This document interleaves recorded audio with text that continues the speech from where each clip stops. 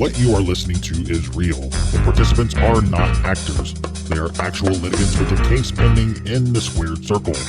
Both parties have agreed to dismiss their cases and have their disputes settled here in our forum, the Turnbuckle Debate.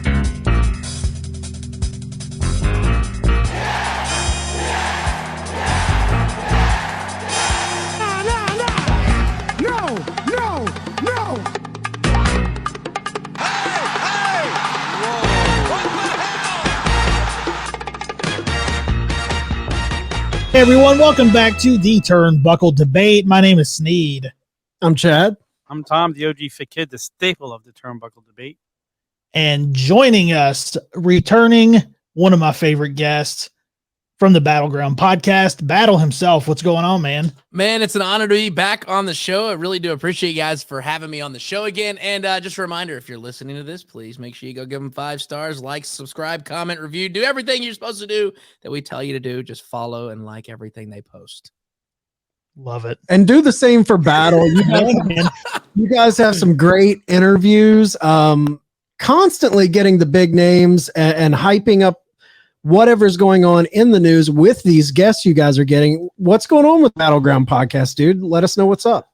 Yeah, so thanks for that, by the way. It's been a blast changing from just talking wrestling every week to just having interviews. We recently sat down and talked with Tony Khan. We talked before the Jacksonville Jaguars beat the holy hell out of our Tennessee Titans. So we recently talked with Tony Khan. We've got coming up here in a couple of weeks, we're kind of releasing shows periodically just because of the holiday break. We've got some stuff lined up with Dakota Kai. We've got an episode with Arn Anderson that's going to be dropping soon. And then, of course, we've got some other stuff down the pipeline with some of the AEW roster as well. And you can find us on YouTube. Just search Battleground Podcast. We're on anywhere you listen to podcasts. Just search Battleground Podcast. And we're also on Instagram. Just search Battleground Podcast and hit the follow button. Super exciting, man. Super exciting. I always love seeing articles pop up and then seeing that it was from Battleground. Oh, yeah. I love it. And see, here's the thing is like we tell wrestlers before we get on the show and we're like, hey, like we go through the rundown of how we're going to do this. And we just say, hey, we tell them, look, we're not dirt sheet riders. We're just here to have fun. We're here to talk to you. We are just the casual wrestling fan that loves wrestling and just wants to talk about wrestling. Now, if somebody in the dirt sheets decides to take something out of our interview, then so be it. But we tell them, hey, we're not dirt sheet guys. We're not trying to ask you the hard-hitting questions. We're not going to go to Tony Khan and be like, so what's the status with CM Punk? Like, we hear it all over the place. What do you think about this? Or this was when we recently talked with Tony, it was when the whole William Regal thing was going down. And, you know, we kept it, you know, along with the story, hey, what's going to happen with William Regal now that this happened? And he was like, find out on, you know, Wednesday Night Dynamite. But we didn't go on here and be like, so we see on the dirt sheets that you put in William Regal's contract that he can go back to WWE if Triple H is there. What do you think about that? Like, if they tell us something that we, you know, that we ask them, or if we don't ask them and they tell us something within the question that we ask them, then that's fine. It's kind of like, I go back to the one interview that got us a lot of eyes and a lot of attention on the show was the one with the Briscoes. And this was right after the whole situation where they said, hey, you know, Warner Brothers doesn't want the Briscoes on because of what they said in the past on Twitter and all this other stuff. And, you know, we told them in the beginning, hey, we're not going to bring this up. Like, we're here to talk about Crockett Cup. We're here to do this. That's it. The end. And, you know, at the end of the interview, what we normally do is, hey, what do you want to say to all of our listeners out there that's listening or watching this? If there's something you want to tell them, now's your chance. Here's your, I guess, soapbox or whatever you want to stand on. We give you the platform. And that was when, you know, Jay went on and did his apology. And he was like, hey, like, I'm sorry that this is what's happening. We've moved on. We've learned from our past and mistakes, and we've done this and we've done this. And, you know, and the next thing you know, there's all this traction. All of a sudden you see the Briscoes getting signed to Ring of Honor when Tony bought it. And you saw all this great positivity with the Briscoes after that interview and episode dropped. So, again, when we do our show, we're not out here trying to get dirt sheet headlines. If they say something, they say something. But to be the platform where they you kind of gave them the platform to open up and say that, and maybe you played a tiny part in getting them into ROH again. That's pretty cool, man. Yeah. Yeah, I mean, it's something there in the back of my mind that I think, like, hey, you know, when it's all said and done, could we have been those guys that helped them finally push them over and get them signed? Possibly. But, you know, at the end of the day, their work shows for itself of why they deserve to be on TV every week. Absolutely. Top 5, dead or alive. Yes, sir. All right, man. Well, I think we got 3 new topics to debate. If you guys are ready, we'll get into it. Let's do it. Let's go. Let's go. First topic of the evening. Would CM Punk versus Kenny Omega be the transcendent storyline that AEW needs, and would it be worth it?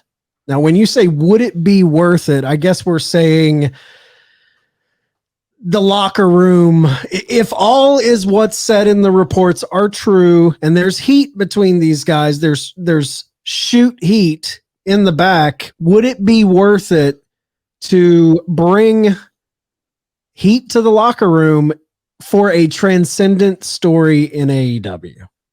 I mean, I think if there's shoot heat between the two guys, that makes it more worth it to bring them back and have them work together. I think it makes the story even better if they're willing to put the differences aside to make the money. If it's done right, it's absolutely worth it. It could absolutely be the story. Like the guy that came in that was away for 7 years battling against, you know, the guys that are brought this company to life. Like that's just a story that everybody's going to be clamoring for if it's done right. And you've got a bunch of masterful minds here between CM Punk, between Omega, between the Bucks. Like I can't see how it'd be a miss. Like the little things the Elite have been teasing. It's like great stuff just seeing that. So hell yeah, I'm here for it. Like let's put the business, put the personal differences aside. Let's make some money. Let's tell a great friggin' story, and let's get people talking about it. That's the way I look at it. I see, and I agree with you, Tom, on that one for a little bit of it. But the thing is every week you've seen something in the dirt sheets about the backstage area, how there's drama and there's this and there's this. And I think, though, if you bring CM Punk back into the fold, a lot of these stories you hear about the drama all point to CM Punk. And do you really want that backstage drama playing out on TV and them airing out even more dirty laundry than should be? Like, you think about it, look at how much heat like the Elite got when they were mocking CM Punk during that match with Death Triangle. I think it was with Death Triangle. Yeah. Look at how much heat they got. Now, you know that if you give CM Punk an open live microphone, all hell will break loose, and he will say things like, I mean, well, hell, you saw it at the press conference. You gave him a live microphone at the end of it, and he went off.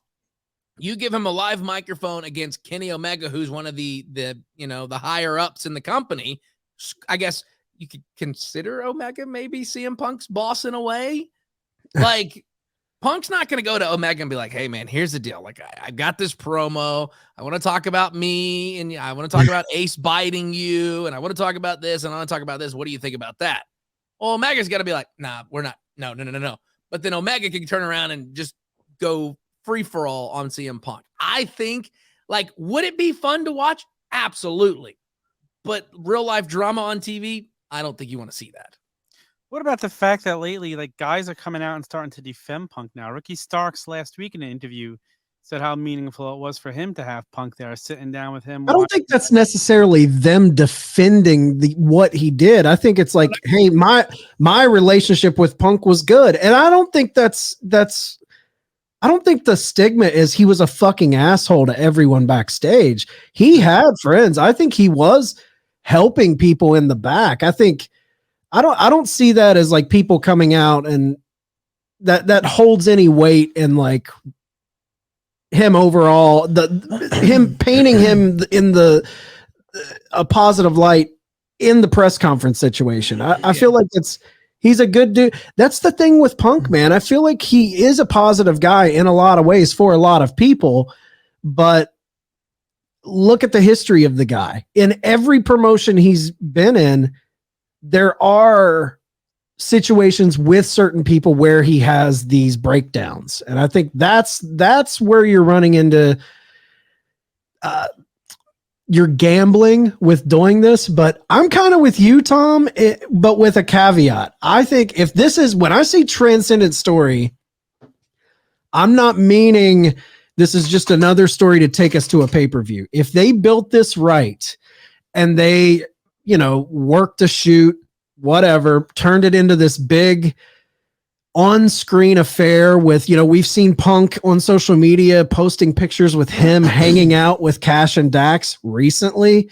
So if you played an angle where it was Punk and FTR against the Bucks and Omega, but you really played up what we've seen play out at the press conference and you made it dramatic, if it was this landmark story that they've yet to have, their Austin versus McMahon, their transcendent story, it would be worth it on one caveat that both of those guys behind the scenes, I'm not saying squash your beef completely, but that shit has to end. If you're putting the transcendent story on TV, but then it's bringing a cancer into the locker room, I think that's bad for business long term, because we saw how cantankerous all the reports were coming out in the lead up to All Out.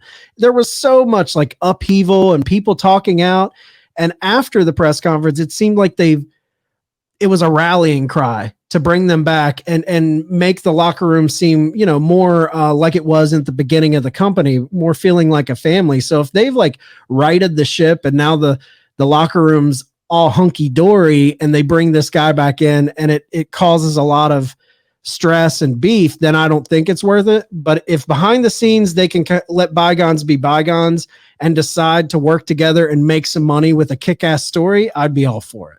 I agree. It would have to be these guys stepping up and being men. It would have to be the Bucks going up to him and saying, hey, maybe we shouldn't have said what we said publicly, and then Punk coming out and saying, hey, then I shouldn't have handled my business my way. They'd have to be men about it. They'd have to shake on it and say, let's wipe the slate clean. Let's go forward. Wrestling's always done that too. That's what kills me. It's like, dude, you have this opportunity to take one of the biggest stories of 2022, the brawl out or whatever you want to call it, and flip it and make it week to week programming that you can gain viewership, gain money, gain interest from casual fans. Like the fact that they couldn't come together, it's just a stubborn mentality. And I'm wondering, like, did they even try to do that? Like, is this, Tom, you think this is still on the table and we're being long worked? So like, maybe it is, but I do think this is a story that they could really, really gain some money with if all players involved were in on it. And that's the thing. Everybody has to be in on it, because I think that it could be. I mean, you do this storyline, you're printing money. Oh, I mean, sure. this story, if you come out and you work this angle and you have Punk and Omega trading blows back and forth each week on the microphone, Jesus Christ, I mean, you're printing money right there. But the thing, and I agree with you, that has to be squashed, because after that, you could tell a huge difference in the camaraderie of that locker room when Punk and when everybody was gone. But it seems like if you bring Punk back, like, he has to be the one to right his wrongs with everybody. You don't want to divide the locker room. No, look at NFL teams with like Terrell Owens. Like he was considered the locker room cancer, and it showed on the field. The locker room situation in a sports league, team, whatever you want to call it, it will show in your product that you put out to fans. I don't care what people say. Like, you can't, everyone's going to have little beefs and squabbles, but I'm talking about a true, like, dividing line in the locker room is not good for on screen. No, and I think with CM Punk, let's say he does come back and we do this Punk versus Omega thing. I think what has to happen is I think Punk has to be, I guess, that locker room leader, and he needs to hold a talent meeting with him up there saying, look, guys, here's the deal. I know I fucked up. Like, this is what happened. And and if it happens, like, I feel as if it should be Punk, Omega, and the Bucks. Like, those four in front of everybody. Hey, here's what we did. We fucked up. We realized we divided this place. Let's move forward and let's create something that hasn't been done in years and give, wrestling fans the alternative product. You're spot on with that, dude. That's the only way it could happen with those four guys up in front of everyone, because at that point, it's going to like disintegrate the dividing lines, because everyone's going to be like, well, if these guys can get over it, why can't we? And it would bring everyone together. It would really be a rallying cry. Like, look what we have on our hands. We could make one of the biggest stories, and we're going to do this together. I love that idea of them you have to do that. Yeah, Punk has to do that with them. Exactly. They come out to say, we all made mistakes, but you know what? We put our mistakes in the past. Now let's use those mistakes. Let's move forward and let's friggin' get more eyes on this company than we've ever had. And let's do it together. And you look at this, and I think we actually kind of briefly, I think the last debate we did was TNA and AEW, but you look at what happened with the Bucks and Omega and Punk, kind of takes you back to those old WCW days right there at the end where everybody had to say so. Yep. And then it all just, all came to a head. Vince Russo, some of those shoot work promos he was cutting at the end. Stripping everybody of their titles. Yeah. Yeah. And listen, they come out and they say, the Bucks say, hey, we're a young company. We're young EVPs. We made mistakes. We know what to do. We all learned. Let's learn from these mistakes. Let's make it better. Mm-hmm. Like when I say transcendent story, man, if they did that, if they had that speech to the locker room and we slowly started seeing this story unfold, Punk run out at an event, at a pay-per-view, at the end of in one of their matches, interferes, crowd would lose their fucking mind. And then you slowly unfold this story. This is a story they could honestly milk a year out of. With doing it. Absolutely. We just saw Punk put in Instagram stories with Dax and Cash in the background. They're currently doing it. And he's not, and they said he's still in the video game. And if you go to an AEW show, they're still selling CM Punk merch. They're pumping out new shirts. Here's the thing. Like if you want to do this the correct way, and I think I might go back to it and say, yes, I would like to see this. This would be a good transcendent story for AEW now that I hear everybody talking about it. I think, and I'm going to take the pin here for a second. I say you have Punk cost the Elite the trios tag title. Then you have Punk and doing Omega and his thing and blah, blah, blah, blah, blah. Then that sets up that you can have, Young Bucks and FTR going at it against, each other for the IWGP title or whatever else, the AAA title. And then that brings the Bucks back to Mexico. That brings the Bucks back to Japan. And you could just roll with it that way. And then they come back and then eventually the Elite gets the trios title. And then you have, FTR and CM Punk go at it. Could you imagine Punk and FTR being the reason that the Elite lose this best of 7? It could happen. Oh, man. And you're right. Like when I see that they're still, he's still listed on the roster on AEW's website, they're still churning out the merch. They're still putting him in the video game. When I see that, like there is the Alex Jones tinfoil hat of me that says, oh, I see something. I get a little Tom going right there. But then the other side of me is like, why wouldn't you make money off of him? He's under contract. You're still paying the guy. Why not make money off of him? He's one of your number one merch sellers. But I don't know, man. It's a bridge too far for me to say that this is all a part of some master plan from Tony Khan. But as a fan, I hope I'm wrong, because that would be very, very, very interesting television. Mm-hmm. Man. And here's just a real quick thing, again, going with the CM Punk. I'm looking at shopaew.com and I'm looking at the active roster, right? Yeah. I'm scrolling through looking at it, and lo and behold, right there next to Claudio, in between Colt Cabana, CM Punk still on the active roster list. What about the fact that 2 weeks ago, Tony Khan said in an interview, the reason FTR weren't being used was because he had plans for them before CM Punk got hurt. Not before he got suspended, not before he got released. He said before he got hurt. Mhm. I think here is my one little shred of hope that Punk could still be here and be involved. I don't think this was planned. I just think, like, when I watched that scrum, that's not acting, man. That's legit shit. Like, that seems so legit to me.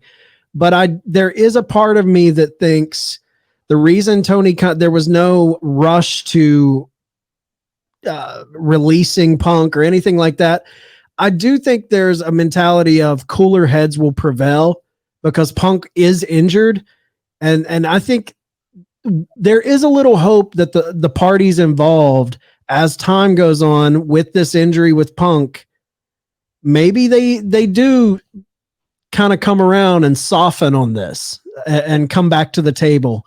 I don't think it was all planned from the beginning, but I do think it's a possibility that cooler heads could prevail. Well, I think too, man, if they come back, if Punk comes back, and if, when the Bucks and Omega came back and they see the structure, because I feel like there's more structure in the locker room now. I think when they see that, maybe they will want to contribute to that also. And it'll hopefully make them see that all this bullshit can go away and they can make money by going into the story. The only thing that kind of, I think fans look at this with a side eye of, is the whole fool me once, fool me twice. It's like Punk's done this before. Does this make Tony Khan look kind of like a chump if the guy shows his ass at this press conference and then he just comes back? I mean, there would be a lot of people that would shit on Tony for that. But I think if you're getting a story like this out of it, that's a hit you got to take. And if it happens again, man, I think Tony, if it happened again, Tony would have to just fire him on the spot. Yeah. 100%. You'd have to. Yeah. The shortest leash ever if he does one thing. Because again, you don't know. This is the guy who just walked out on WWE. So if he comes back, he's also going to be willing to walk at the littlest of things if something doesn't go his way. So I think there would be steps in this. Yeah. In this business transaction. I don't know if they'd have to update the contract or whatever, but there would have to be some fine details. Yep. Yeah. All right, guys. Anybody have any final thoughts? We'll move on to our second topic. Let's go. All right, let's do it. Second topic of the evening is Triple H bringing back way too many released superstars. A battle. This was your question that you brought to the table, so I'll defer to you to go first. I think in a way he is, because I think now he's starting to bring back, and I've watched it every week and I've seen, the reports of so-and-so's coming back and this, that, and the other. And eventually WWE is going to run into the problem that AEW has, that you're bringing back way too many people. You're bringing back in new people. And I also feel this is like a way of Triple H being like, screw you, Vince. Like, I'm bringing back my people in a way. But, the other night, bringing back Bronson Reed. Cool. Like, what's he going to do? Like, there's not that you have on TV for WWE. You've got 3 hours of Raw. You've got 2 hours of SmackDown. So there's 5, and then NXT. So 6 hours during the week that you can have these people on. But it seems like these people that he's brought back, like you look at Hit Row, and for a while there, they were just there. Like, they weren't doing much of anything. Yeah. He brought back Dexter Lumis. It was great watching the storyline with him and The Miz.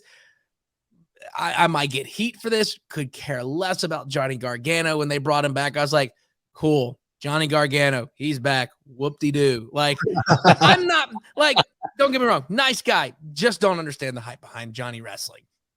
But bringing back all these guys that Vince fired, I felt as if it was kind of like hey, I'm going to do this now because I'm running the ship. But eventually those people you're going to realize why Vince let them go, because there wasn't much for them to do. Like with Hit Row, they're not the same without Swerve, unless you could bring in Carmelo and make him be the new leader of that group. But I just feel as if like he's brought in way too many people just because it's like, oh, he brought him back kind of thing. And most of those people that he brought back either got injured right away or just kind of hanging out and they're just trying to figure out what to do with him.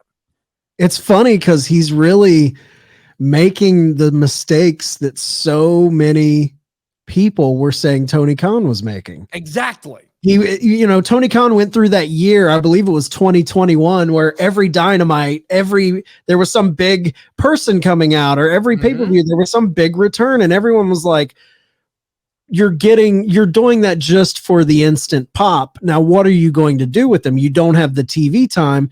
With Triple H, they have a little more TV time, but I still feel like some of these guys, like Johnny Gargano, man, he should have went to GCW and reinvented himself. You're trotting this guy out, and it's, what are you doing, dude? Miz, Dexter, I feel like he's dropping the ball a little bit with these released superstars. I think I love your point of this is a way of him to kind of say, screw you, Vince. This is my company now. I'm taking over. Right. But I think it's a double fuck you from Triple H. I think he's signing these guys. He's bringing back all these people. On one hand, some of these guys were his guys from NXT. So it's kind of like him taking ownership of the company away from Vince. And then on the other hand, it's a screw you to Tony Khan of, hey, I know people didn't like to work for my father-in-law, but they like working with me. And I'm going to sign them and prove to you that we are a threat to take your roster. Yeah. So I think there's a little bit of both of those things in play, but I don't know. The Triple H regime is kind of cooled off for me. It has. Yeah. It's cooled off, and it seems like par for the course now. Like, dude, you've got these toys, but you're not playing with them in compelling ways. A lot of it just seems like, yeah, you went to the school of Vince McMahon, and it looks like you're booking Vince 101 right now to me. Yeah, right now they're a victim of the now what. It's a victim of the now what, because Bray comes back. That was all that was really hot. Now what? Like, yeah, and it's like, when are we going to see him and LA Knight go at it? Right. Yeah. Wrestle. I mean, but here's the thing with that, Tom. I get your point of when he's cleared to wrestle, but it's different with Bray. Bray, what makes Bray special has never been his in-ring. I would say that's his biggest weakness is his in-ring. Yep. And the way they finish him. So him being cleared to wrestle should have nothing to do with his storytelling right now. If there's anyone on that roster that they could tell a story without having a match right now, it's Bray Wyatt. And it's just dragging for me. I agree with you that it's his weakest point, but how do you get to a payoff if there's not a match to... Well, fuck, man, they're not even giving us enough to garner a payoff. Exactly. You know it's what I just mean? LA getting attacked in the back, and it seems like LA's carrying this feud right now. Like, Bray does a little thing here and there. Uncle Howdy, Bo Dallas shows up, and then, then what? Like, LA Knight is too good of an in-ring performer and a great guy on the mic. For him to be in this very long feud. Like, I'd like to see LA and Seth go at it. Oh, dude. Yeah. That they are sitting on especially with the way WWE creates bit larger than life guys. They have a gold mine right now with LA Knight. Cause I remember, what was he? Eli Drake and NWA. Yeah. Come on, man. You put that guy on a microphone for 5 minutes every Raw in the arena with the fans, that guy will get over. He is very, very charismatic. I think he tiptoes a little close to ripping off some of The Rock's charisma, but he puts his own spin on it enough where I dig what Eli Drake does.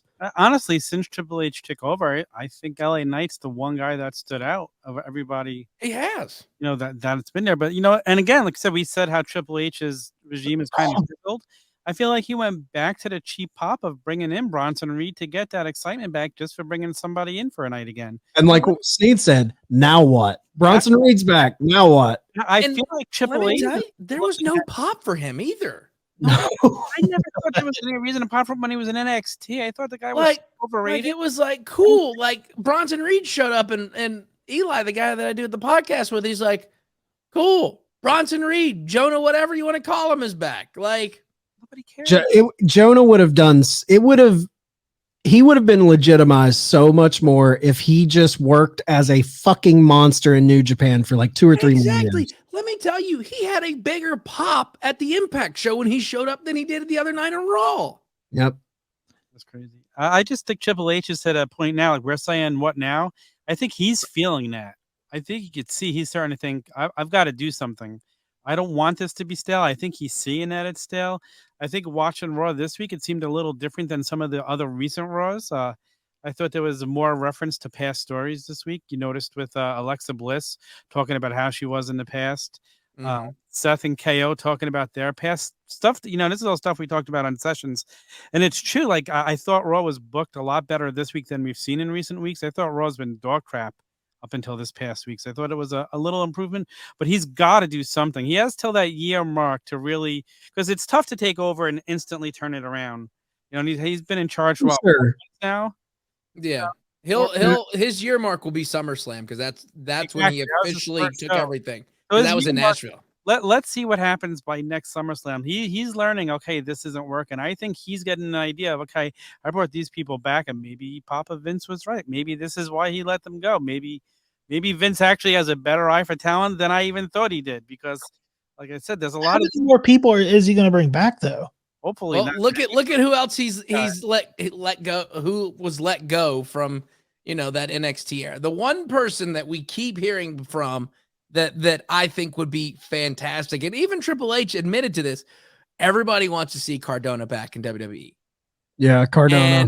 And somebody asked Triple H, like, hey, are you going to bring, I think he said, are you going to bring Zack Ryder back? And he's like, no, I'm not bringing Zack Ryder back. If I bring anybody back, it's Matt Cardona.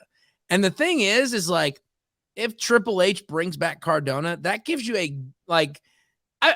Cardona has proved himself over the past couple of years after being released that he could be a main event player.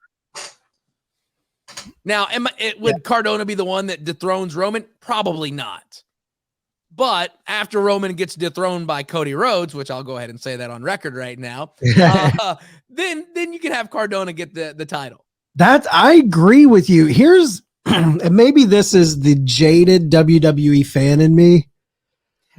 I never, to hear you book that, man. And I think there was a podcast, there was a debate we did recently where we kind of talked about this, but like, if they brought Cardona back as the heel he is right now in Impact, NWA, GCW, and they let him be Cardona and they let him have a little bit of say in what he's doing, because obviously he's been killing it. Yeah. Then I'm like, yeah, I would be up for that. But every time someone like that gets brought into this company, the jaded WWE fan of me is like, now he's just going to be whitewashed with this like WWE style of booking, and we're going to lose what we love about them right now. Because I think Triple H is really starting to feel the pressure of having to fill 7 hours of content. Between Raw, NXT, SmackDown. I think he's feeling the pressure now. And look, I agree with you, Tom. Like, this wasn't a shitty Raw. I don't think any of their shows are like straight up dog shit. It's just they're kind of boring to me. There's so many gaps where I'm just like, this feels meaningless. I love a good long match, and I feel like when AEW has a really good long match, most of the time it feels like there's some weight behind it. Mm-hmm. With WWE, if they have a really good long 18, 25-minute match, there's a part of me that's like, it just feels like time filler. We have 3 hours. Let these guys chew up 25 minutes. It never feels like, I don't know, man. It's starting to run into the same issues I had post or pre Vince leaving are the same issues I'm starting to have now.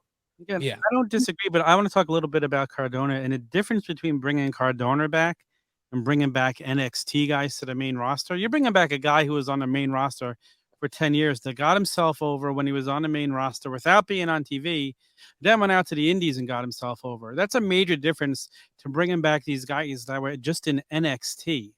Like those, like two different levels of bringbacks. Like, Cardona was a star. Zack Ryder was somebody who people knew. These guys in NXT a very limited audience they had. People were not attached to these guys. So people who followed Zack Ryder and saw what he did on the indies, it means more for him to come back. But how many of those people are going to be watching Cardona or watching Cardona now?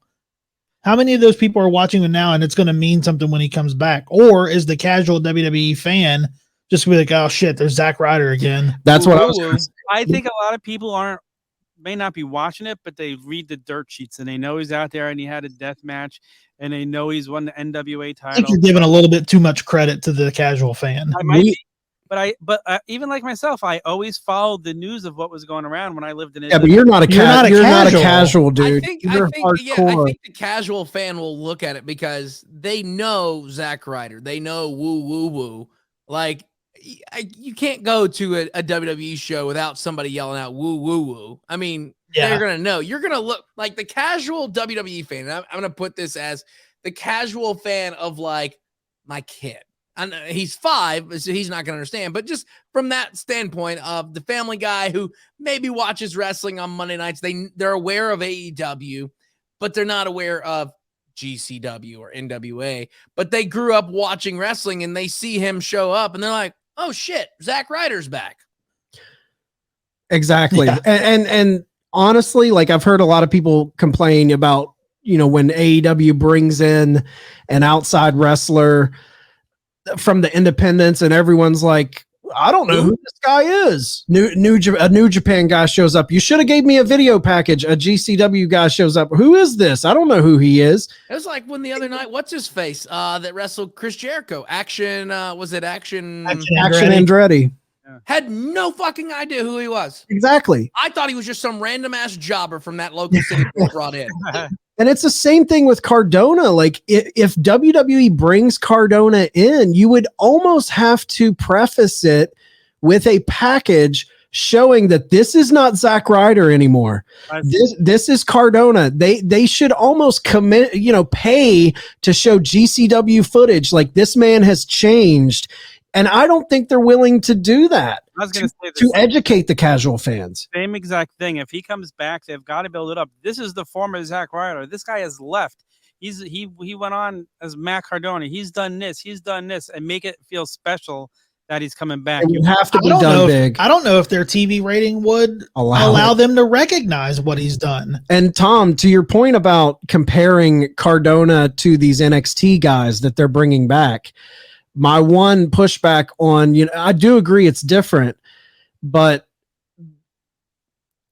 Triple H made most of those NXT guys are his babies. Yeah. Zack Ryder is a low to mid card guy that was coming up when Triple H was the fucking man on the roster. And I wonder if psychologically, will he be able to break his idea of what Matt Cardona is and see him as a true possible main event guy like some of the hardcore fans see him as. We're going to have to see that soon with Cody. Get to judge Triple H and how much he really cares for making the business better, because if he can't do that, then he's no better than Vince McMahon.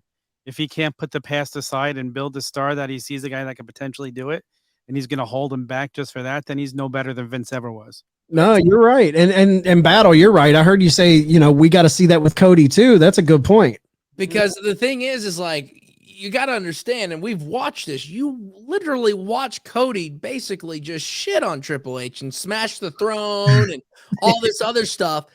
And like, we're really about to see Triple H running the show, because before Triple H took over, Vince was still running everything and Cody was getting that big push. And then Cody got injured.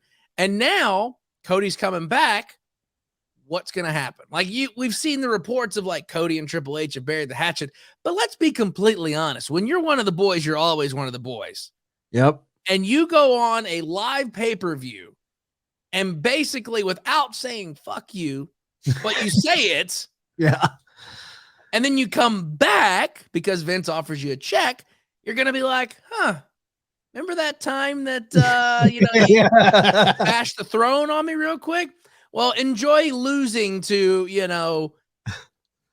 whoever, Dominic Mysterio, exact thing But- as Vince McMahon burying WCW guys when they came over year after year. Is Triple H going to do that same thing, or is he I going think I would hope he's smarter than that. I mean, the Yeah. reception that Cody got at Mania, that match. If you don't respect Cody after that Hell in a Cell torn pec, Seth Rollins, when he took match. that jacket off in slow mo, and you Yeah. just you're like, "Damn." Well, and here's the thing: is like going back to what you were talking about earlier, Chad, about having to repackage Cardona and show him. WWE's working on a best of Cody Rhodes DVD set right now, and they're putting out all of Cody's old matches in WWE, and then like putting in some of his new stuff. So it's like people know Cody Rhodes from back in the day. And they know, the goofy ass mask that he had to wear and all this other stuff for, us casual wrestling fans. But they're having to repackage him because the new wrestling fan that comes to WWE is like, oh, that's Cody Rhodes from AEW. Yep. Yep. They're trying to reclaim his history in the company because fans right now, let's be honest, when he showed up, the pop wasn't for Cody's back. The pop was for Cody's here.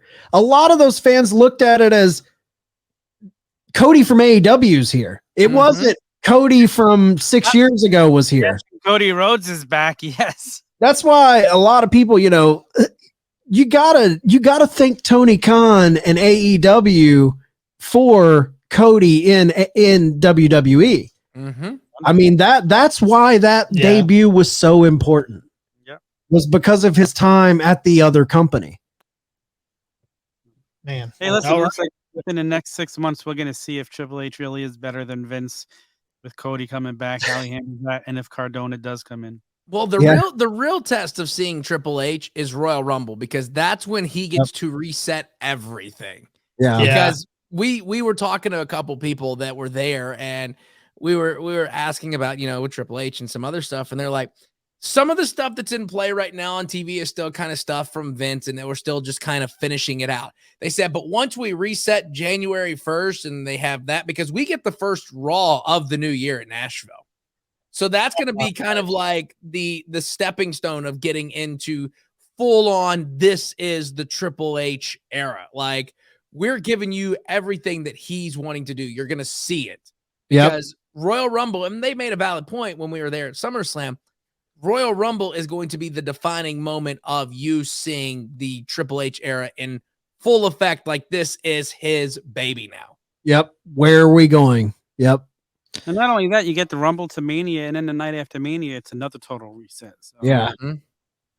All right, guys. Anybody have any final thoughts? We'll move on to our last topic. The Rock is going to be at WrestleMania.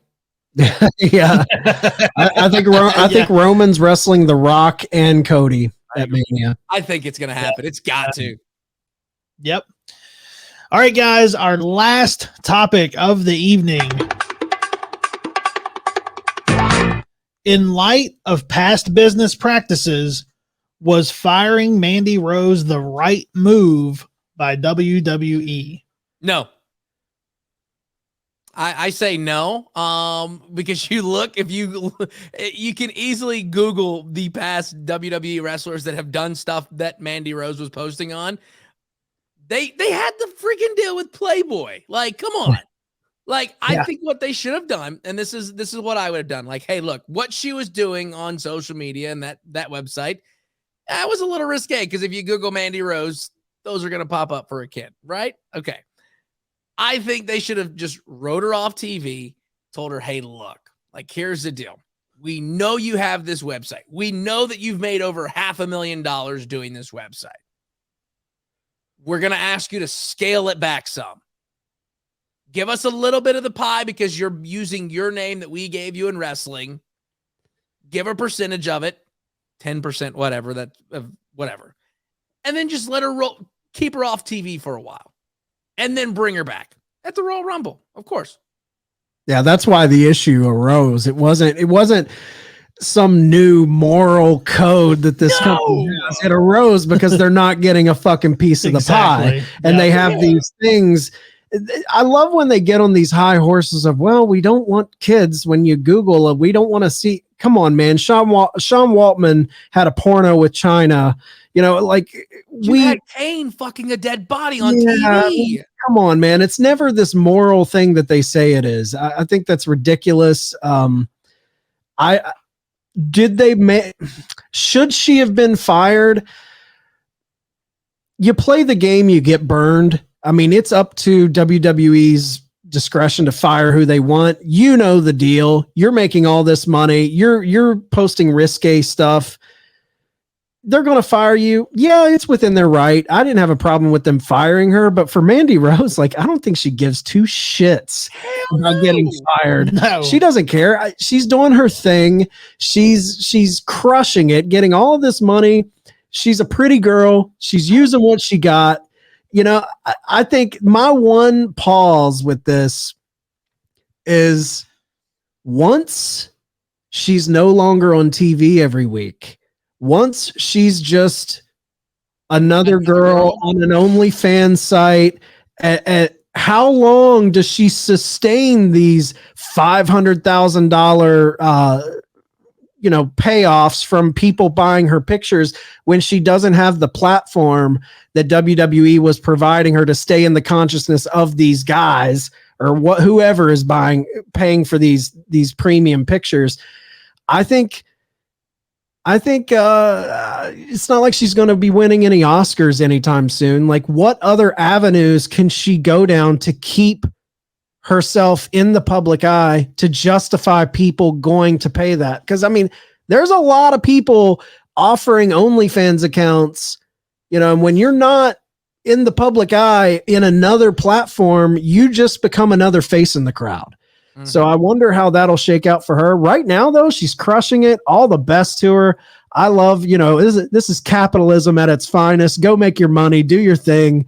And WWE, hey, if you don't like it, fire them. I have no problem with the way any of this went down. I feel like both parties kind of did what they had to do, and I don't think anyone's really got an issue with it. Right. I think, and what was funny was you read the reports about, who was the one that basically ratted out Mandy Rose. And of course the reports was Matt Bloom. And I was texting a buddy of mine and I said, so the guys whose gimmick was a pierced dick told the guys whose gimmick was a male stripper that Mandy had nudes. Like, right. What are we doing right here? Oh, you're the pot calling the kettle black philosophy runs rampant in WWE. Everything they do is like a complete contradiction of what they've done before. Yeah, because it's all about money.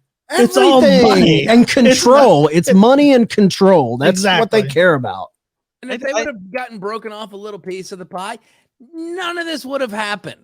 Remember when Seth Rollins' ex released all those dick pics on social media, and he's one of your top guys? That didn't make a blip. Remember Paige, the sex video with her and Xavier? It made a promo because the Usos talked about it. Yeah.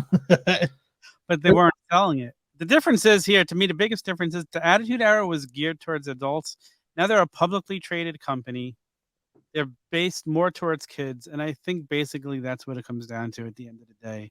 It's a totally different WWE than it was during the Attitude Era. It's money. They don't give a shit about the kids. It's all money. Yeah. That's the same thing. Like, it was BS. We could call their BS right now because they said, oh, we don't want China in the Hall of Fame because we don't want people Googling her and seeing what she did. As soon as she dies, what do? They put her in the Hall of Fame. Mm-hmm. It's like, yeah. And it wasn't even just her. It was her with DX. Yeah.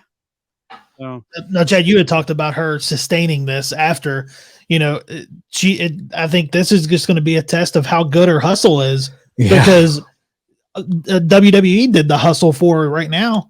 She had that name. Now she has to do the hustle. So I will say, will it be sustainable? I will say she has a very, very crafty manager and agent. Malky Kawa, who released the statement, I believe, to TMZ saying how much money she had made, $500,000 since her release. Malky Kawa is a wheeler and a dealer, because I don't know if he still does, but at one point he was representing like John Jones and every other champion in the UFC. The guy is a mover and a shaker. So she does have that in her back pocket. So Well, also, now here's another question. Does she show up in AEW or yeah? here's my thing. When you're making that level of money, like no one's going to be able to tell you, hey, come in, here's our rules. You can't do this, that, and the third. Like you pretty much dictate the contract where, hey, I've got risque pictures. I'm not stopping that. Is any company, I don't think AEW takes her. I think she's in Tony Storm. That's now, true. granted, she's not posting those kind of photos. Tony Storm's photos were much different than what Mandy Rose is posting. Well, exactly. But yeah, Well, Paige Van Zant isn't much different. yeah. and she's still there. So the thing is like, I think AEW would at least take a feeler on her, because you're got to. Like, yeah. you can't just let somebody like that sit around and do nothing, you know? I would honestly like to see her in Impact. I mentioned this on my podcast this morning. Why in the world would she go and put her body at risk and take bumps? She could sit at home, take a couple of photos and make this money. But like Chad said, though, is how long will that will the water be in the well? Like that well will dry up eventually. Yep. Just like, and her husband, granted, he's famous, but I mean, at the same time, you're like, what did he do other than played for the Bucks, and then he had a little stint with NXT? Yeah, he's floundering too. Rumor has it, before everything got blown up, she was still making $250,000 a year. So even if she goes down to making $50,000 a month, $250,000 a month before this blew up, even if it goes down to $50,000 a month, this site, she could very well live a comfortable life off of that. But here's the thing with people like that, though. At a certain point, doesn't that become? I feel like fame is a part of this. We're forgetting, money is very alluring, but when all eyes are on you and it's just to see these photos tucked away behind a paywall, does she want more than that? You know what I mean? Does she want being on television, WWE banner behind you? There's fame in that. There's not fame in an OnlyFans account. I know it's not OnlyFans. I think it's something else. It's some other account, right? Like, yeah. It's like OnlyFans is just something, or Tom knows. He's just not saying. Oh, but I mentioned it on my podcast today. I had a subscription, Fan Time. I guess here's my point. Like, there's a girl, the Catch Me Outside girl. Yeah. She makes like $1 million a month off of an OnlyFans account. Yeah. Okay. No one knows about this girl. Like, she's making great money, but she's not being talked about in the casual sense of, pop culture, and she's kind of forgotten about. She's making her money though. Is that enough for Mandy Rose to just be making a living, but being a nobody in the pop culture masses of America? I feel like there is a little bit of that. I want to be a star. I want to be seen beyond just behind a premium paywall. So that's where I'm like, I think she will eventually just selling those nudes. I think that well will run dry. Yeah. And I don't see with where she just came from with WWE, I don't see her going to Impact, because I don't know if they could be able to afford. That's Mandy true. Rose. That's true. Because I mean, you look at the roster that they've got now, and they've got a great roster when it comes to Impact Wrestling. I mean, when you throw Mandy Rose, let's say you throw her into the Impact Wrestling roster, right? You've got Deanna, who potentially could be heading back to WWE. Yep. You've got Mickie James, who potentially is either A, about to retire, or B, go back to WWE, get inducted into the WWE, the Hall of Fame. And, there's that. You've got Jordan Grace, who knows how much longer she's got there. Yeah, she is transformed, man. So Mandy, I don't think, and I love Impact Wrestling, but I feel as if like Mandy Rose would probably think that would be like kind of going to the indies in her eyes. Like, if it's not going to AEW, she's not going anywhere else. Like, you're not going to see Mandy show up at NWA. She has stars in her eyes, man. She has those. Right. She And- wants. Yeah. And even though she's doing these photos now, I can guarantee you, and I will go on record to this 100% say she will not go down that road to doing adult films. I will put that on everything. She will not go and do that. But I do believe that I don't know if she had the 90-day or the 30-day or the 60-day, whatever her non-compete is. I wouldn't be surprised if she does show up at AEW. I'm not saying that she's going to be, Soraya's mystery opponent at the Kia Forum, because we all know that that's going to be Sasha Banks, but she's going to end up in AEW. Like, you can't just let somebody like Mandy Rose, once her non-compete is up, you can't let her just sit there on the sideline, snapping topless photos. Like, she's going to have that itch of wanting to get in the ring, because she didn't get to go out on her terms. She ended up being a champion. And I think she was the longest NXT women's champion in their third brand. She didn't even reach the pinnacle of WWE. She never got that opportunity. I think they were about to pull the trigger on her and bring her up to the main roster. Yeah. You talk about her not wanting to go back to Impact. If that's her choice, that they give her website a little plug ski on TV, it doesn't matter what they're paying her. But see, I don't think Impact will do that. I don't think knowing Impact and their brand, like if you look at everybody that's on there, they're clean cut. Nobody has anything other than that situation with Tommy Dreamer and the Flight from Hell episode. But, you look at the Impact roster, there's hardly anything on there that is negative about them. They're always spotlighting the positive at Impact Wrestling, like bringing in Giselle, right? Yeah. Bringing in her, bringing in, is it Jai, the first openly gay wrestler? Jai Vidal. Yes. Bringing him in. Like, at Impact, they're being very progressive. They're being in the forefront of everything. I don't think that they would bring Mandy in and be like, well, Mandy's over here posting topless photos. You can go check it out, mandyrose.com. Oh, by the way, Mandy Rose is going to try to retire Mickie James. Yeah. And I don't think, I love Impact. I'm a big Joe Henry fan. Great. But I don't think they have the scope, the eyes, that Mandy would want. No. Because that's not getting her that national attention. Like, right. Being here in Nashville, I couldn't tell you what channel Impact Wrestling's on. Yeah. Like, the only way that I watched Impact Wrestling was when it was on Twitch every week. Yeah. Like, because I would be like, oh, cool, Impact's on. I can go back and rewatch it here, or I can do it this way. But I think that's that, and we can save this debate for another time, but I think that's kind of the downfall right now for the moment of Impact is they're putting out great shit. Just not very many people are seeing it because it's not on, a TV channel that people can find. Right. Yeah. And I think with Mandy Rose is she wants to be at a wrestling company where there's TV time, and you bring her over to AEW. She's not going to be wrestling on Dark. She's not going to be wrestling on Elevation. Like, she is going to be thrown right into the spotlight. Guarantee first feud, Mandy Rose, Britt Baker. It's possible. Yeah. Man. I don't know, man. I think it could happen. Wow. I did see today also where Chelsea Green wrapped up her OnlyFans. Mm-hmm. She's not doing that anymore. She's WWE bound. Oh, for sure. Yeah. You'll really notice it once Cardona stuff starts coming off of Pro Wrestling Tees. Yeah. Yeah.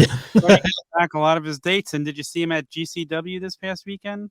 Doing the Bret Hart, riding the WWE in the sky? Yeah. He's just trolling. I would say that Cardona shows up at the Royal Rumble. Yeah. If anything. It'll be fun. It should be a fun Rumble. I think Triple H knows the fans want surprises, so I'm hoping we see. Oh, I already have it set in my mind of what one of this Forbidden Door thing is. I know we're getting way off topic right now, but I was talking to a buddy of mine. Like, this is what I think for the Forbidden Door for the Royal Rumble, right? Because Triple H is a very smart businessman, and I, maybe we can talk about this for a brief second before we get back to the Mandy Rose thing. Triple H is a very smart businessman. He's letting Carl wrestle on the New Japan show. Tama said, hey, why don't you bring AJ along with you to the show? he's not going to just send his people over without something in return, right? Very true. Here's my thought process. Carl goes over, drops a never open weight champion, whatever you want to do. Then later that night, which is something that always happens at a New Japan Wrestle Kingdom show, Jay White drops the title to Okada. Royal Rumble comes on. Number 10. You hear that shing. Switchblade comes out in the Royal Rumble. Cody is the one that eliminates Switchblade. Wow. That would be cool. My only thing with this Forbidden Door is like, I like Jay White showing up, but the WWE audience, I feel like it's going to be crickets if a Jay White shows up. You're going to get pockets of hardcore fans losing their shit, but I feel like there's going to be like those families with their kids. Like, who is that guy? You know, like, Tell you, I thought at first I was like, yeah, you're right, but AJ Styles got a huge pop when he showed up. Yeah, but AJ is bigger than AJ was here. But here's the thing: is I big. think AJ was a big pop. I think though, and if you've been watching, like they keep talking every week about Bullet Club. That's true. Every week they've mentioned Bullet Club on TV. So to the casual wrestling fan, you're like, what's Bullet Club? So you're going to Google, and when you Google Bullet Club, Jay White pops up. Yeah. And they've got Finn Balor, the originator, the godfather of that shit. They got AJ Styles. So I think that once in a lifetime moment at the Royal Rumble, you have Jay White, you have Finn, you have AJ, you have the OC all right there in the ring. You bring Cody in. That could be a moment, man. That could be a Rumble moment. All I know is I'm looking forward to the Rumble. I love the Rumble. Yeah. It's my favorite pay-per-view. Yeah. Nick Aldis will be in there too. Watch. No, I don't know. Ooh. I'm just kidding. Possibility. Never know. Possibilities. Possibly. All right, guys. Anybody have any final thoughts before we wrap up for the evening? Sessions. I dove deeper into the Mandy Rose thing and explained how I didn't like how she sold herself on her site. Yeah, my thing, like I think she could show up in AEW, but I question if she even cares about wrestling. I remember her on Tough Enough. She wasn't a wrestling fan on Tough Enough. Remember, she lost Tough Enough. So, and I remember her not being like a diehard wrestling fan. So I wonder if her heart is in the game or if making money selling booty hole pictures is enough for her. That's exactly what we talked about on sessions today. I guess we'll see. I'll see. From the extra cooler. Awesome. Well, Battle Man, it's been great having you back on. Tell everybody where they can follow you. Yeah, it's on Instagram, Twitter, TikTok, Facebook. Just search Battle on Air. Hit that follow button. Of course, we're also on Instagram for the podcast. Just search Battleground Podcast on Instagram and TikTok. We don't really post anything on TikTok. We just have the account just because, well, you're supposed to have a TikTok account now, I guess. But yeah, you can follow us wherever you are. And if you want to listen to the podcast, just search Battleground Podcast wherever you listen to podcasts. Awesome, man. Chad, did you have a round robin before? No. All right, so we'll wrap up there. That's going to wrap us up for this edition of the Turnbuckle Debate. Make sure you guys are following the turnbuckletavern.com for all of your tavern needs. Tom, got a couple of seconds. Get your shit in, man. Fighead, Twitter and Instagram. Fig Night every Tuesdays at 7. And again, check out sessions from this week. Cover Mandy Rose in deep. He kind of got his shit in before I told him to, but that's all right. Court is dismissed.